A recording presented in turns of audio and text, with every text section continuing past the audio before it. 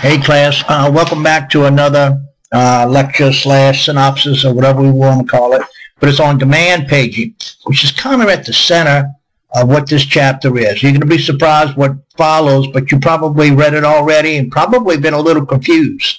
So the purpose of this lecture and the purpose of the forums that we set up, where I'll take a little bit more active lead in each one of the sections, is what are we supposed to know?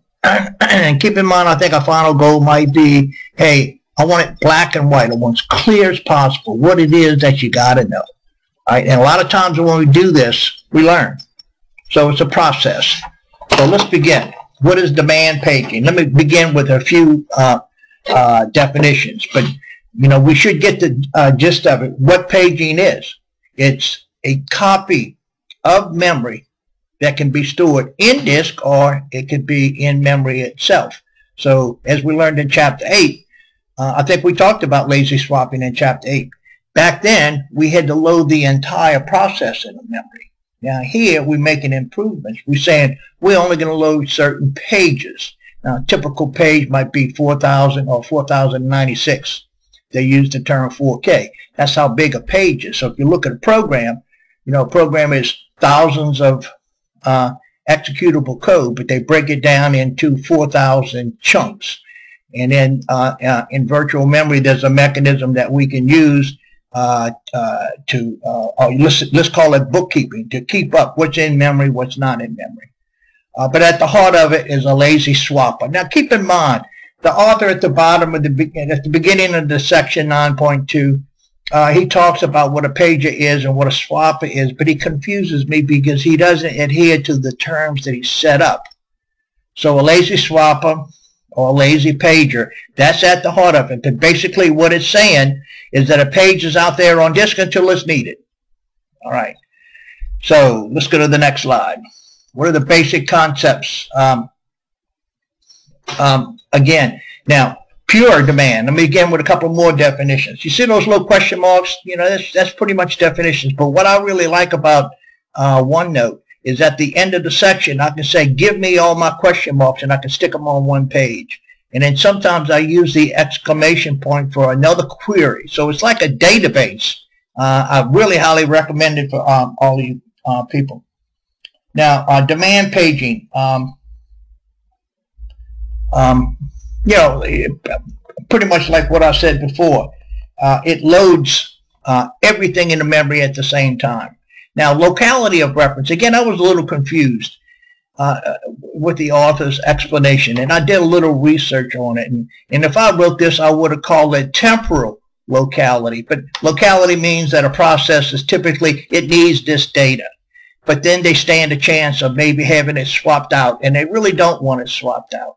You know, so they do stick a parameter in it, and they do some very, very tight timing requirements on those pages, which might be a little bit different from a normal page swap.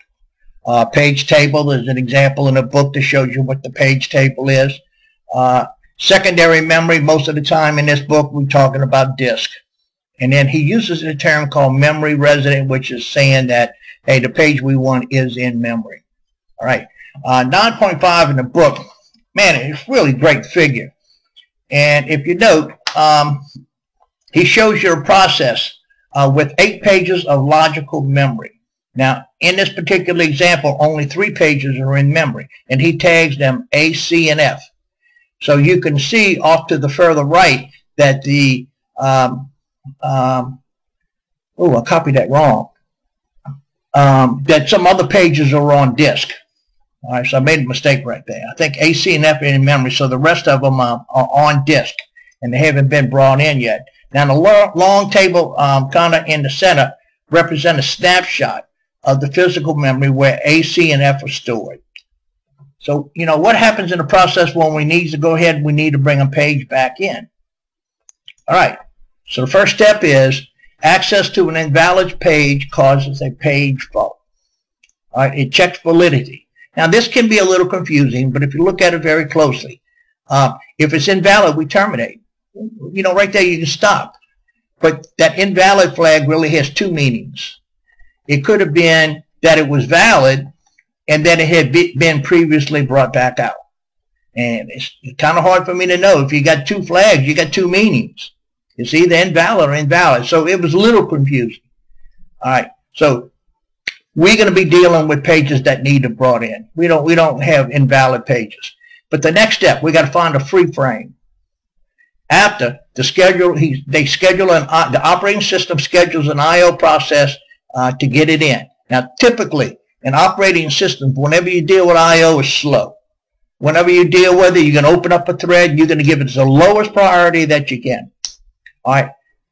So after the I/O is complete, they modify the table, and then they restart the instruction. Now, from my experience, you get two kind of faults. If the fault happened within an application program, it's an instruction fault. Now, it could happen within the operating system that the operating system needs certain memories. And, you know, that's a page fault. So, but what they both, a page fault and an instruction fault, are physically the same. It stops execution, it jumps to an area in the operating system, and then it has the ability to come back. So you could think of it like a subroutine linkage. All right. Next, performance. A couple of parameters that he introduces: the effective access time, the page fault rate, and forget about this one. Sorry. All right. In the book, he gives you about a 6-step process and maybe a 3-step process, but there's one I think you need to keep and put it in your notes, but it's the page fault service time. All right. What happens when we get a page fault? How long does it take? He breaks it down into 3 steps. Service the page fault, read the page in it, and then restart it. Now, it's important to note, any equations that you see there, don't worry about them. I want the summarizing numbers. All right. Now, the most important, it's the effective access time is directly proportional to the page fault. So get very familiar with it. What is good? Is it low page fault, high access time, vice versa? So know those parameters well. All right. Last page. Oh, man, I've been speaking kind of fast because I didn't think I could fit this in 15 minutes. Hold on. All right. Now, kind of summarizing what demand paging is. It's the most popular mechanism there is for paging virtual memory. It's a technique that's commonly used.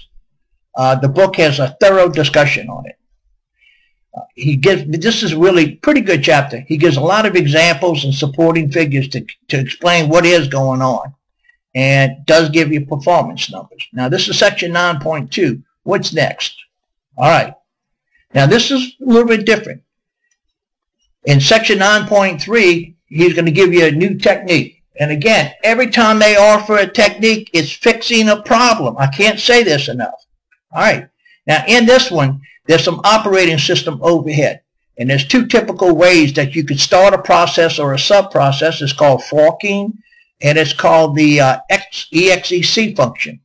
Now, they can have a lot of waste in our page table. And so they came up with a new technique called copy on wait.